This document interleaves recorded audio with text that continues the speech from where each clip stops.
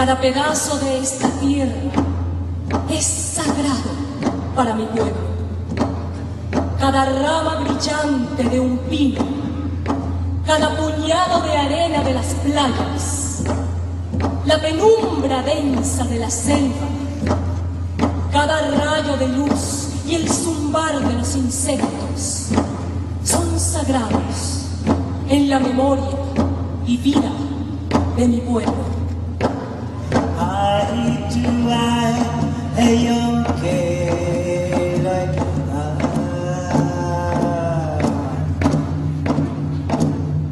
¿Qué ha sucedido con las plantas? Están destruidas.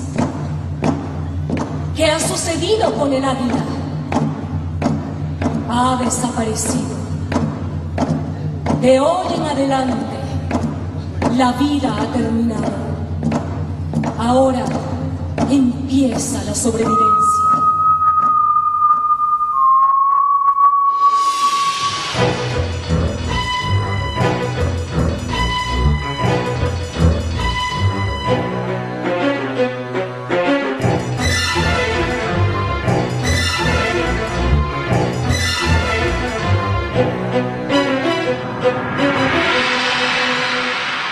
Años después se están presentando ahí en la primera fila y están diciendo: estamos aquí y vais a tener que tenernos en cuenta a nosotros.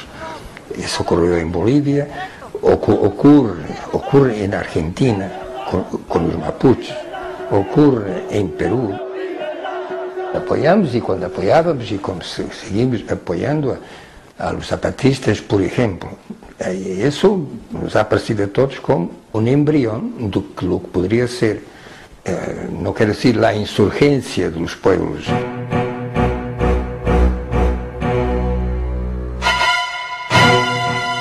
El primero que va contracorriente en ese sentido es el subcomandante Marcos, que el 1 de enero de 1994, en plena depresión militante internacional, surge una guerrilla, cuando ya se pensaba que las guerrillas habían pasado a la historia, surge una guerrilla de la selva de Chiapas y ocupa San Cristóbal de las Casas y hace una serie de proclamas donde se vuelve a encontrar el lirismo, yo diría, revolucionario. No un programa concreto, no una transformación concreta, pero la idea de que es posible transformar el mundo en definitiva. Los insurgentes tomaron las alcaldías, las comisarías de policía y las emisoras de radio. La voz de los indígenas de Chiapas se escuchó en todo el mundo, hartos de los encarcelamientos arbitrarios, de los desalojos y despojos, de los asesinatos, de la marginación, de la extrema pobreza y de la negligencia y complicidad de las autoridades. Hoy estamos más cerca que nunca de resolver un problema que lleva casi 500 años en este país, que es que a los pueblos originarios de estas tierras, a los indígenas de este país, se les ha tratado de exterminar como indígenas, se les ha tratado de obligar a que dejen de ser indígenas o a que mueran. Entonces estamos por primera vez en todos estos siglos ante la oportunidad de que la nación mexicana reconozca que los pueblos indígenas forman parte de ella y que tienen derecho a ser parte de esa nación sin dejar de ser indígenas. De todo el esfuerzo de los zapatistas. Cuando surgen estos movimientos sociales muy fuertes, lo primero que hace el sistema y muchos de los medios de comunicación es acusarlos de violentos. Pero nunca hablan de la violencia estructural, de lo que tuvieron que soportar durante tantos años y siglos, y de la necesidad de tener un espacio propio.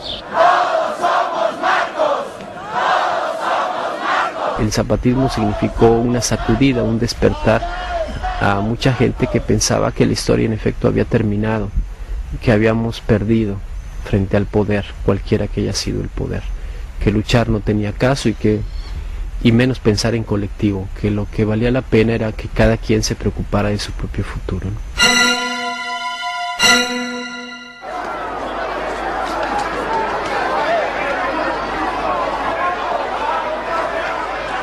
El subcomandante Marcos, en el fondo de su selva lacandona, indiscutiblemente no hubiese alcanzado esa imagen de ícono que tuvo en la segunda mitad de los años 90 si no hubiese utilizado Internet. No nos olvidemos que estos fenómenos son muy paralelos. Ese Internet se inventa en 1989, es decir, con la caída del muro de Berlín.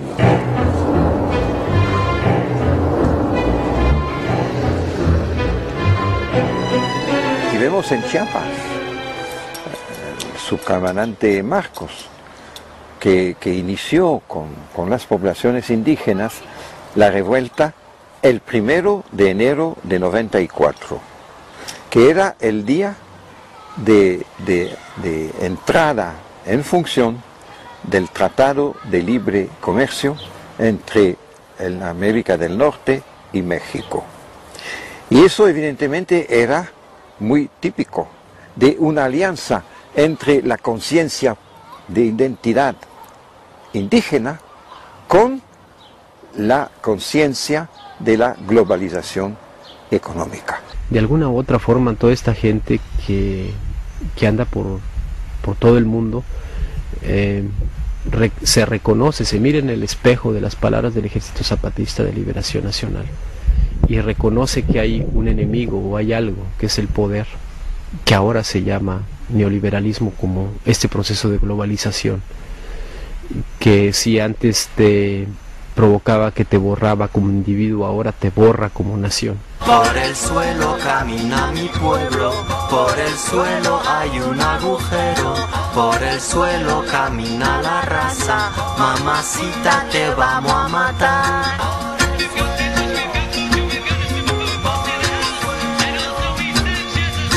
Esperando la última ola, Pachamama me muero de pena, escuchando la última rola, mamacita te invito a bailar.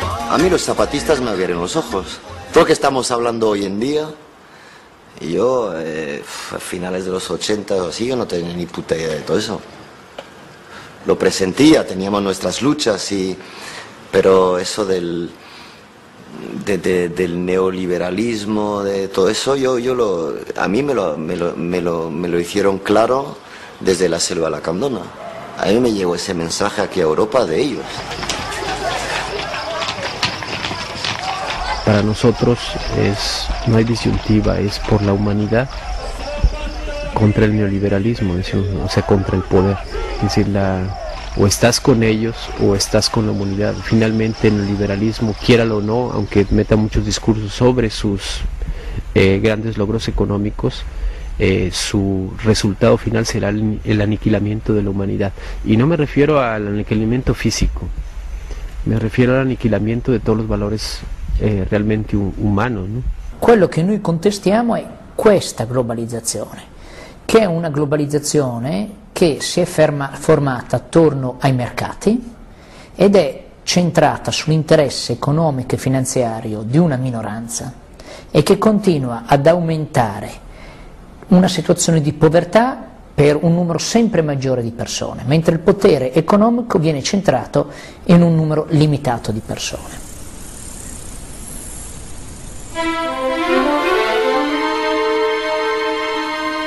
Ya no creemos en los gobiernos que prácticamente ofrecen y solo son ofertas de campaña, ni siquiera son coherentes con su palabra mismo que van diciendo.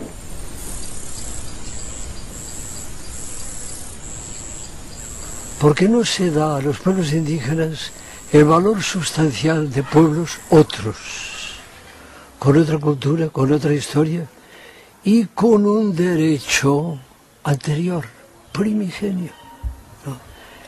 Y en segundo lugar, porque lo que se pretende es la integración de esos pueblos, que todos los indígenas de Bolivia sean bolivianos, no quichuas aymaras, no, que los indígenas de Brasil sean brasileños, no guaraní, caigangui, tapirapé, carayá. Una integración que desintegra a los pueblos.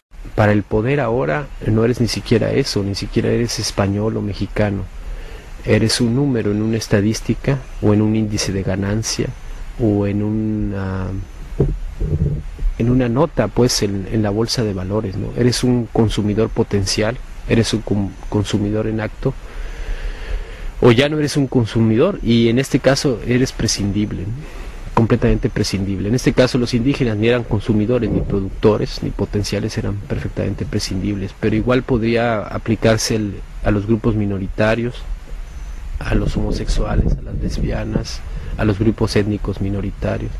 Todo eso que en Europa se acerca demasiado al fascismo, aunque ahora en lugar de judíos sean africanos, turcos o lo que esté de moda ahora perseguir en Europa. Je crois qu'aujourd'hui, les femmes et les hommes aujourd'hui qui luttent contre cette globalisation, qui essayent de mener le combat au quotidien, essayent d'être à la fois concrets et en même temps dans l'utopie. C'est-à-dire qu'ils essayent de transformer les choses au quotidien et en même temps de rêver sur comment le monde doit pouvoir être. Nosotros lo que estamos tratando de hacer es cambiar el cristal para ver el problema, ¿no? Cuando una organización política o un grupo de gentes o una persona hace política, lo ve con el cristal de que lo que está en juego es la toma del poder. Nosotros decimos, ¿qué pasa si quitamos ese cristal? Como puedes quitar el lente de la cámara para ver más cerca o más lejos. Y en lugar de ese ponemos no la toma del poder, sino el ejercicio del poder.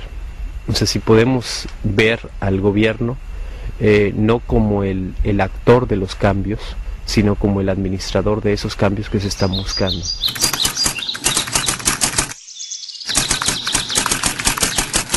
Marcos ha insistido que no queremos armas.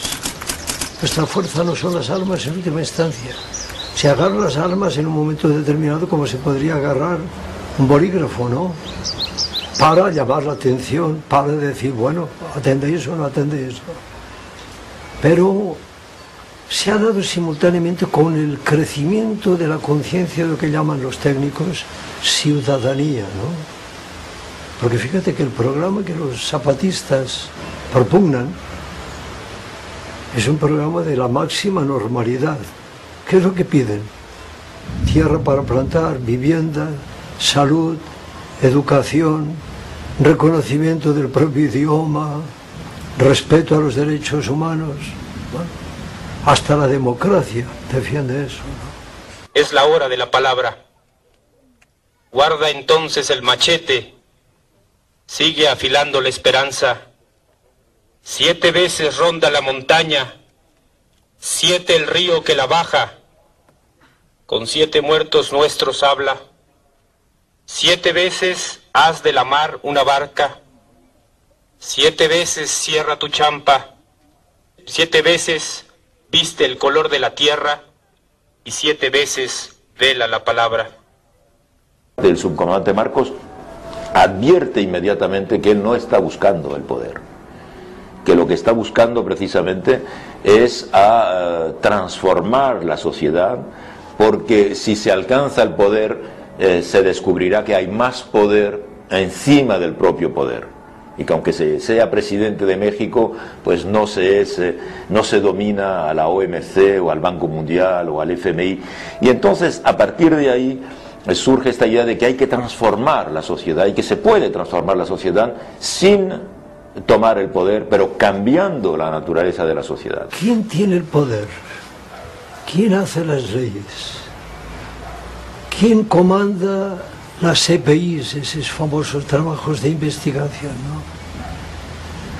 ¿Quién controla la propia policía? El poder judicial. No podemos olvidar que en América Latina, sobre todo, hemos ido viviendo sucesivos imperios y sucesivas oligarquías. Y es la oligarquía la que está en el poder.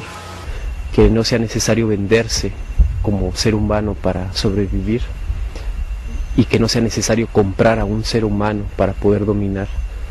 Ese sería el término de justicia. El término de libertad, pues que tú puedas detentar unas ideas políticas y puedas actuar conforme a ellas sin temer la persecución, la cárcel o la muerte, como ocurre en México, ¿no?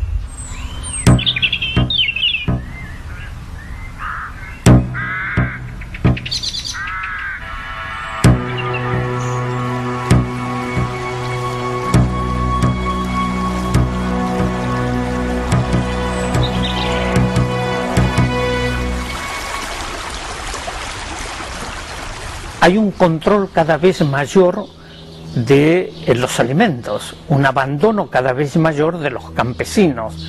Estoy hablando del mediano y pequeño campesino, agrícola. En la producción, no solo únicamente agrícola, sino también ganadera. Y esto entra en las manos de las grandes transnacionales que controlan los alimentos. Y son los que pueden decidir sobre los recursos alimentarios en el mundo. Y por eso de ahí comienzan a surgir la resistencia de los movimientos campesinos como Vía Campesina y muchos otros, donde tratan incluso de generar bancos de semillas para no quedar inermes frente a esta manipulación de las transnacionales. Vienen a dejar las insecticidas, las pesticidas ya pasadas, caducadas, lo que no utilizan en otros países, ya no utilizan como nuestros mayores han sabido utilizar solamente abono orgánico de animales, así, o a base de hierbas se podía hacer abono. Y ahora hemos dado cuenta y nosotros creemos de que si la tierra da producción y nosotros no la devolvemos nada, algún momento nuestros hijos o nuestros nietos no tendrán y la tierra estará inservible, habrá muerte, por lo que nosotros vivimos de la agricultura, no alimentarán los seres humanos. Nous nous battons dans le cadre de Via Campesina, qui est un mouvement paysan international qui regroupe plus de 200 millions de paysans dans tous les continents. Eh bien aujourd'hui, c'est parce qu'on est en capacité de faire pression contre les transnationales qu'on peut aussi passer des alliances avec les pays les plus pauvres et faire pression sur les gouvernements. Pour dire aux États, vous n'avez pas de légitimité pour détruire ce qui fait les biens communs de l'ensemble des populations.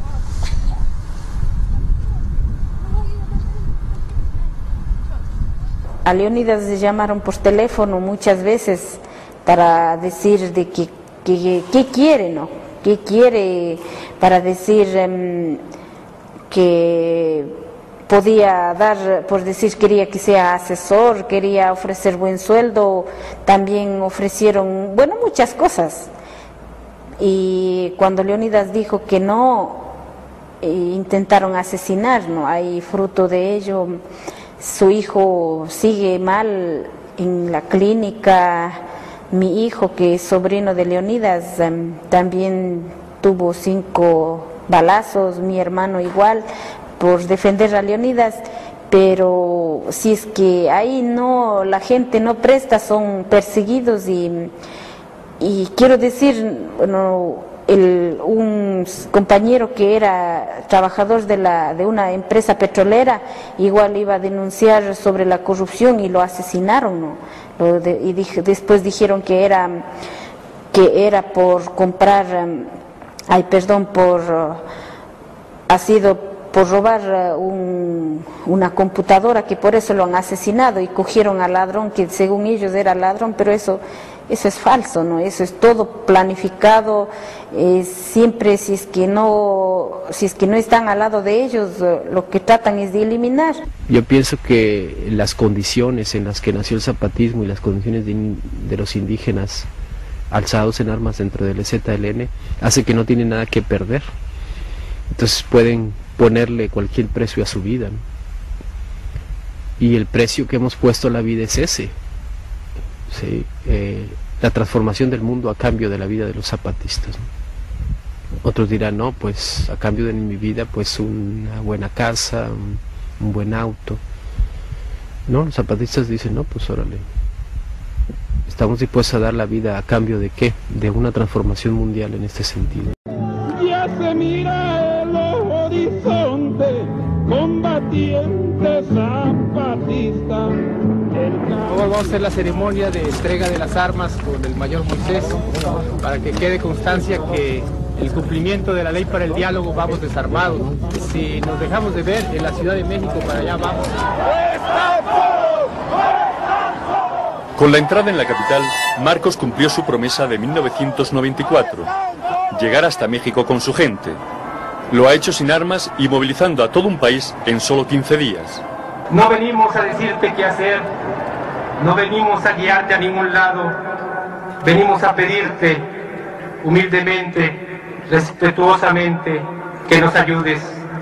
No permitas que vuelva a amanecer sin que esa bandera tenga un lugar para nosotros, los que somos el color de la tierra. Gracias.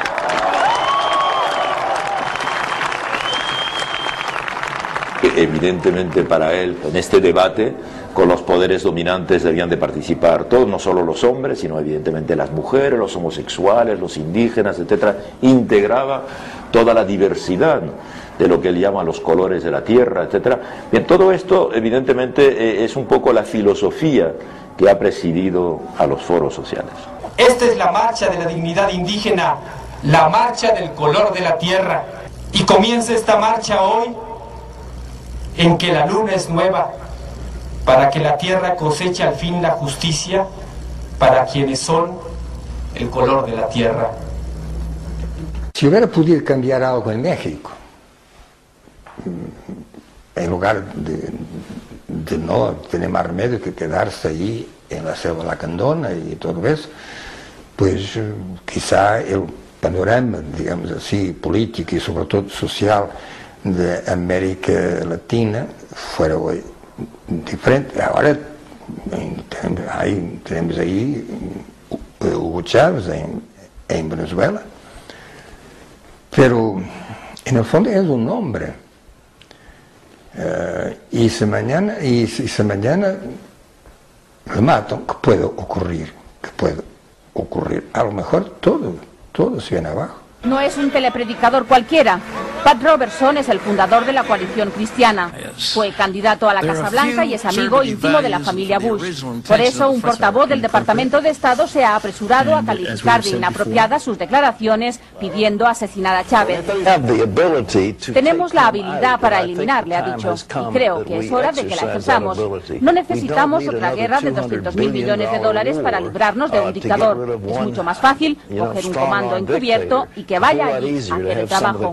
En su programa de televisión semanal, el reverendo evangelista ha dicho que el presidente venezolano es un enemigo peligroso para Estados Unidos, que controla demasiado petróleo y que asesinarle frenaría el comunismo y el Islam. Debemos saber siempre que cuando hacemos una cosa que va en contra de la lógica del sistema, el sistema va a defenderse.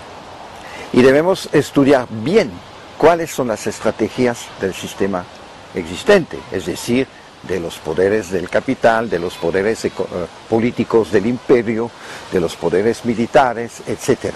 Hoy día no, algunos dirigentes están demostrando que en el poder, a pesar de la globalización y a pesar del superpoder que representan los mercados financieros, aún se puede hacer algo, y sobre todo en favor de la sociedad. El petróleo venezolano fue manejado por el imperialismo norteamericano durante 100 años. Se llevaron petróleo hacia el norte y nos dejaron la miseria, la pobreza. De Venezuela sacaron tanto petróleo que la costa oriental del lago de Maracaibo se está hundiendo de tanto petróleo que sacaron de ahí. Bueno, ahora hemos recuperado, golpe de por medio, terrorismo de por medio, el manejo de nuestra industria petrolera, y ahí están muchos militares. Y esto es lo que le dificulta las relaciones con los Estados Unidos. Cuando Chávez dice que esos recursos petroleros tienen que ir hacia el pueblo. El caso de la alfabetización, más de 3 millones de personas alfabetizadas. En los cerros, las viviendas sociales, los sistemas de cooperativa, lógicamente que se ha creado un montón de enemigos. Y entre ellos, las grandes campañas mediáticas son de los medios de comunicación venezolanos, que se pusieron en contra de Chávez. En la rica región oriental de Santa Cruz y al sur en el departamento de Tarija se encuentran los yacimientos de gas y petróleo, objetivo de una de las reivindicaciones sociales que han servido de detonante a la reciente crisis boliviana, la nacionalización de la industria de hidrocarburos. Desde 1999, cuando una serie de descubrimientos de reservas de gas rediseñaron el mapa energético de la región y situaron a Bolivia como una potencia gasífera en Sudamérica, los movimientos sociales comenzaron a exigir al Estado que se haga con el control de esta riqueza, exigencia que en menos de 3 años ha supuesto la caída de 2 presidentes constitucionales. Bolivia es un país incomprensible. Bolivia es un país ingobernable. Bolivia es un país inviable. ¿Por qué no dicen que Bolivia es un país invisible para los ignorantes que se ocupan de vaciarnos la cabeza? ¿Por qué no dicen que esta historia del petróleo y del gas viene de lejos, desde los tiempos en que Don Quijote le decía a Sancho, para definir lo que mucho vale, vale un Potosí? Porque en Bolivia está el Cerro Rico de Potosí, que fue el manantial de plata del desarrollo capitalista en el mundo. ¿Y qué quedó de aquella riqueza enorme? Nada. Los huesos de los indios sacrificados en los socavones, los fantasmas que deambulan por los palacios vacíos, donde se derrocharon las grandes fortunas. Hay varios sentidos, me parece, el ejemplo de Bolivia. Primero, hay una nueva conciencia de los pueblos indígenas, porque se ve en las imágenes de lo que pasa en Colombia, en Bolivia, se ve que la mayor parte de la gente que están protestando, que están haciendo manifestaciones, bloqueando carreteras, etcétera, son los indígenas. Y eso tiene un cierto sentido. Es un pueblo que, como todos los indígenas del mundo, ha sido totalmente excluido de la vida pública y que empiezan a salir.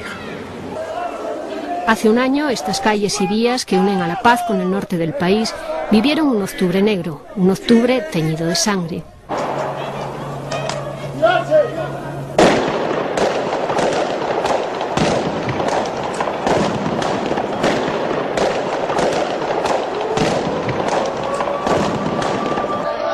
El gas se convirtió en el catalizador de una serie de protestas de diversos sectores y la culminación de un año especialmente conflictivo.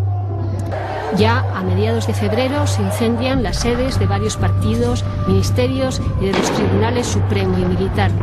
La alcaldía de El Alto queda totalmente destruida por las llamas.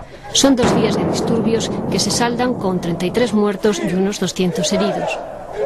A mediados de septiembre, la protesta con el tema del gas de fondo se extiende por todo el país. Finalmente, el 17 de octubre, tras un mes de marchas, bloqueos, enfrentamientos entre manifestantes y fuerzas de seguridad, en los que mueren 67 personas y más de 400 resultan heridas, el presidente Sánchez de Lozada comunica su dimisión y abandona el país. Hace años ya, muchos años, yo pasé un tiempito en las minas bolivianas de estaño en aquel tiempo, ¿verdad? Y entonces, bueno, participé ahí en la vida de los mineros durante 1 mes y medio, 2 meses.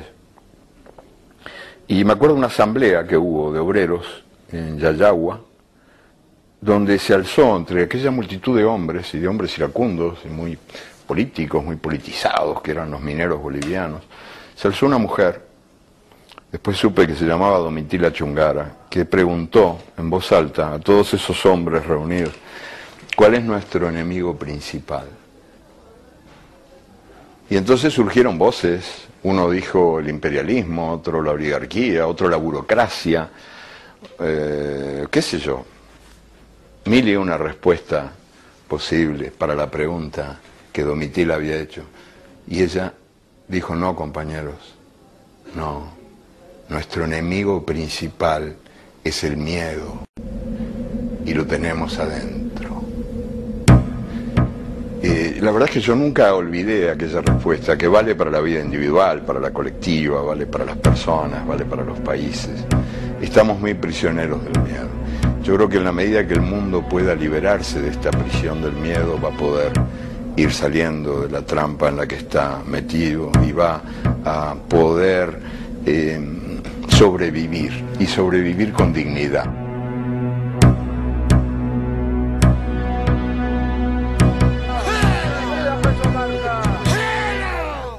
Viva Saevo, que con la indumentaria de sus antepasados de hace más de 500 años, recibió del sabio Aymara el bastón que le transfiere el poder de la tierra y el espíritu. Un acto lleno de simbolismo en reivindicación de los que siempre fueron excluidos y que vivieron su gran día en el santuario de Tiwanaku. A controlarme. Si no puedo avanzar, empujarme ustedes, hermanas y hermanos.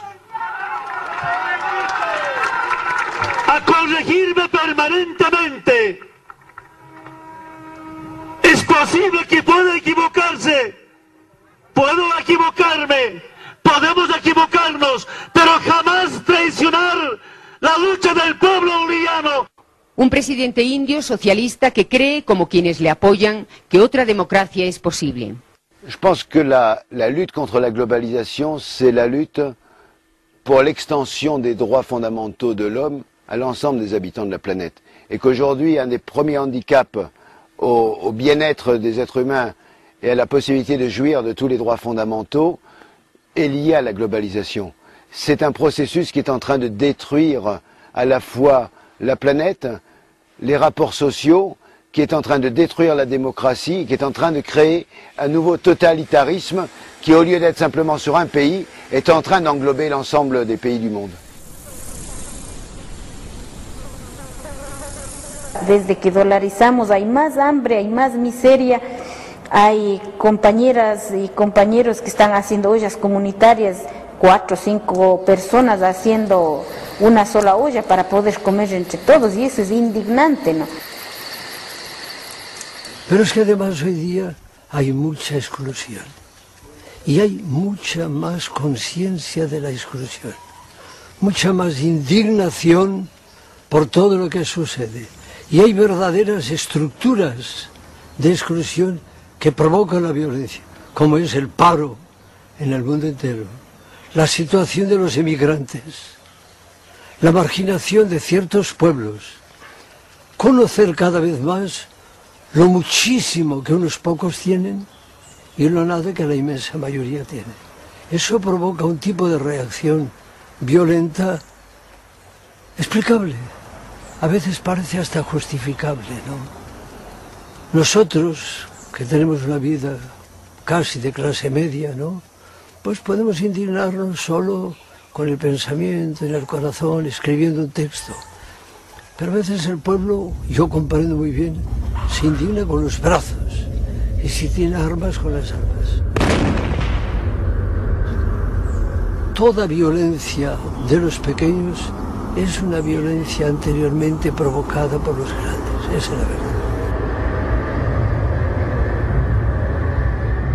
El latifundio hoy, travestido de agronegocio, ¿no?, es un latifundio que arranca todas las riquezas del suelo y del subsuelo de nuestros países para pagar la deuda externa, para obedecer al FMI y al Banco Mundial. Exportación, exportación, exportación. Nos desangramos.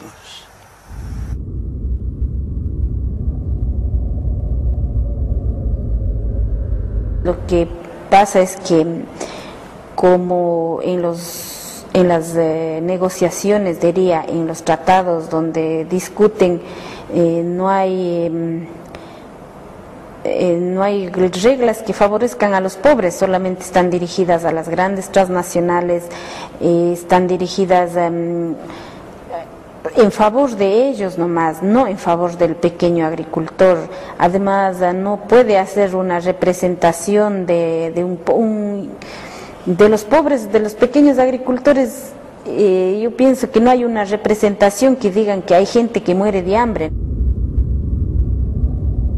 En el mundo hay 1.200 millones de personas que viven con menos de $1 al día. De esos 1.200 millones de personas, 2/3 partes viven en zonas rurales, viven de la agricultura, quieren vivir de la agricultura, quieren exportar sus productos en condiciones mucho más justas. Y pondré un ejemplo, el azúcar. Europa es el segundo productor menos competitivo del mundo en azúcar. En cambio, Europa exporta 5 millones de toneladas al año de azúcar. ¿Cómo lo hacen? Lo hace vendiendo ese azúcar por debajo del coste de producción. Ha inundado los mercados internacionales con azúcar europeo subsidiado a la exportación Los precios han bajado en los últimos años un 30% y esto ha generado muchas consecuencias negativas para otros países. Hay un plan que se ejecuta del Banco Mundial que dice que el arroz tiene que desaparecer de Sri Lanka. Hace 3.000 años que se cultiva el arroz en Sri Lanka. Ahí es 70% del consumo de cereales es el arroz. 80% de los pequeños campesinos trabajan en el arroz. El arroz hace parte de la historia, de la cultura, de la literatura, de la poesía, del paisaje, pero el arroz debe desaparecer. ¿Por qué? Porque cuesta menos de comprarlo en el Vietnam o en Tailandia que de producirlo en Sri Lanka. Un puro cálculo económico. ¿Y qué pasa ahora en la población dentro de estos pequeños campesinos ahora? En el año 2002, Sri Lanka ha tenido el más alto porcentaje de suicidios del mundo. Y la mayoría de los que se suiciden son los pequeños campesinos. Eso es la lógica del capitalismo, llevado por un organismo como el Banco Mundial. Les pays doivent avoir le droit de se protéger contre le dumping des grandes transnationales. Qu'il faut être clair, qu'il faut que des pays comme l'Union européenne ou les États-Unis arrêtent d'exporter des matières premières. On ne peut pas aujourd'hui défendre lutter contre la pauvreté si on ne permet pas à l'agriculture de se développer là où elle existe, c'est-à-dire partout dans le monde. Aujourd'hui, 55% des habitants de la planète sont des paysans. C'est la plus grande activité qui est répartie partout dans le monde.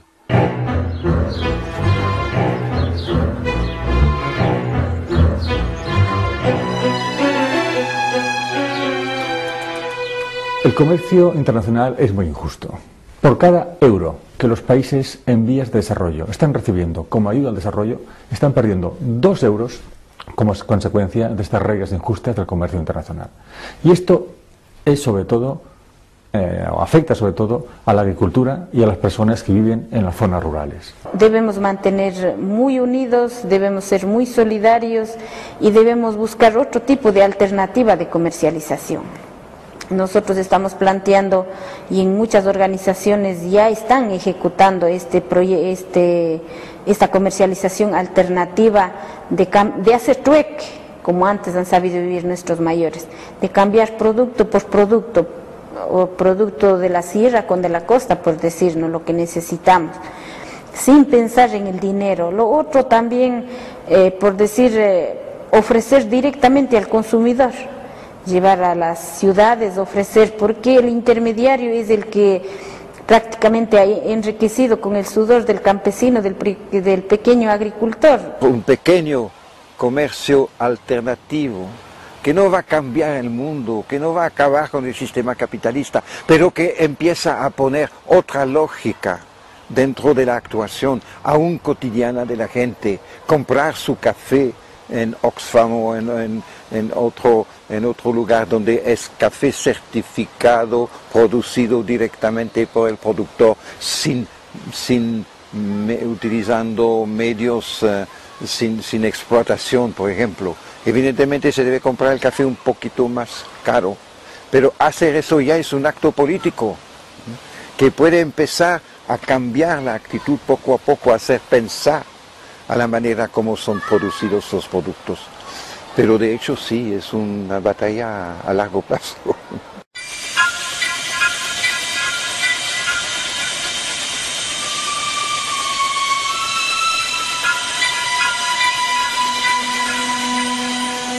We have had 20 years of privatization in countries as different as Great Britain, Russia, Argentina, and then of course all of the developing countries that have had to privatize because of their structural adjustment programs of the World Bank and the International Monetary Fund.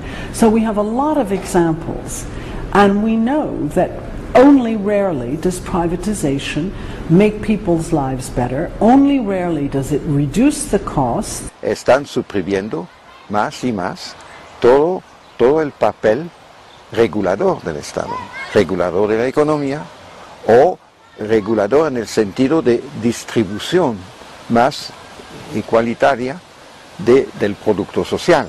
Eso están eliminando. Lo privado es lo que conviene a cada uno, con su riqueza, con su inteligencia, con sus méritos, etcétera, etcétera.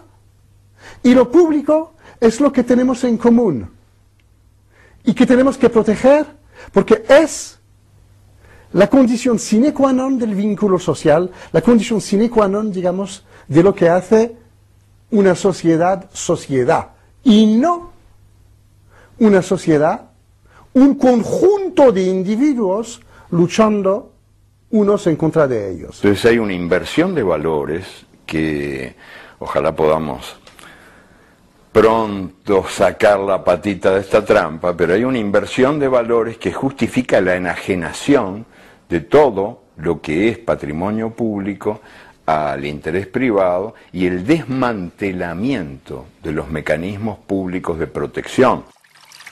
El 40% de la población de Mirzapur no tenía suministro de agua. Muchas de estas personas tenían que pagar hasta el 20% de sus ingresos a comerciantes privados y no tenían la garantía de que el agua fuera potable. L'acqua viene privatizzata in Italia anche da giunte di centrosinistra, viene privatizzata con le dighe in India e in Turchia, alcuni fiumi gli viene modificato il percorso, ad esempio in Africa, la lotta per l'acqua ce l'abbiamo anche nell'America Latina. Allora, costruire un'avvertenza generale attorno all'acqua e alla terra, che sono i beni necessari per vivere. Nuestro país fue el único que hizo, uno solo, en el mundo, un plebiscito sobre las privatizaciones, en general, no sobre el tema del agua, sino en general, sobre los servicios públicos. 72% de la población se pronunció contra las privatizaciones. Y por supuesto eso tampoco tuvo la menor difusión. Digo, hay un control sobre los medios que convierte al mundo en un planeta de sordomudos. Estamos condenados solo a escuchar lo que nos quiere decir la minoría que nos maneja. El Beach Bosch tuvo una segunda oportunidad, pero muchos humedales del mundo no son tan afortunados. En la selva tropical de Ecuador, la pérdida de este ambiente debido a las fuertes presiones del desarrollo incontrolado podría tener resultados extremos. Ya, ahí compañías, corporaciones que están tomando el oxígeno en los bosques del Ecuador para ponerlos en bombas, ¿no?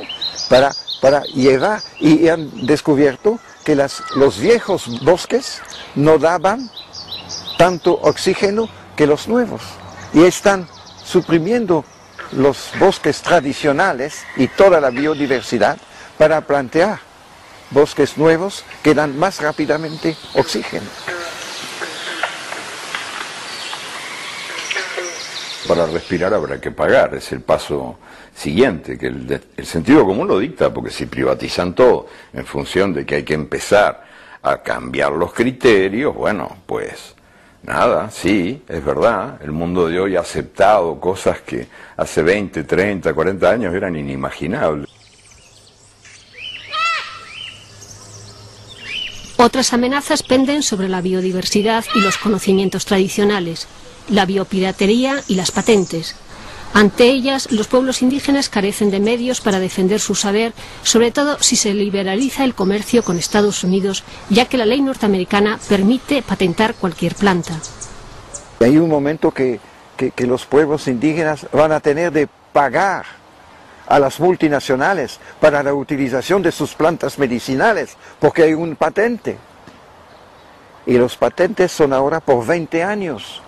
En la industria farmacéutica es un escándalo. Tenemos que reconstruir el concepto de bien público y oponernos a este sistema de mercantilización diciendo que hay sectores que no deben pertenecer al mundo de la mercancía, pues la educación, la salud, el medio ambiente son algo totalmente fuera del sistema mercantil.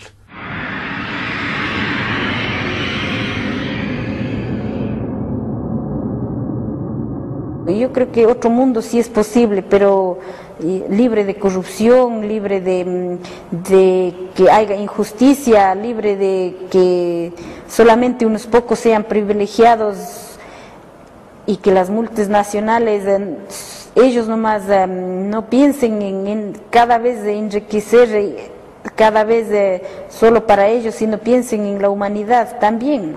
Créanme, lo que estamos viendo desde acá, o sea, desde este lado del pasamontaña, estamos viendo el movimiento más rico en ideas, en propuestas y en luchas que este país haya conocido en su historia. Lo que se está construyendo ahorita es la lección de amor más hermosa que este país va a recibir. Je crois que je suis en accord total avec cette définition du sous-commandant Marcos, qui disait c'est d'autres mondes qui sont possibles. Il ne faut pas vouloir simplement créer un modèle alternatif, mais plusieurs modèles qui soient compatibles avec les modes de vie des habitants là où ils sont. Et sur chaque continent, les réponses peuvent être différentes, les modes d'organisation doivent être différents.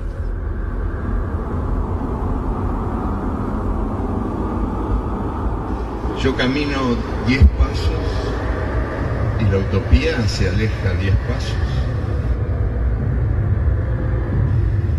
Camino 20 pasos y se ubica 20 pasos más allá. Yo bien sé que por mucho que camine, jamás la alcanzaré, pero para eso sirve, para caminar.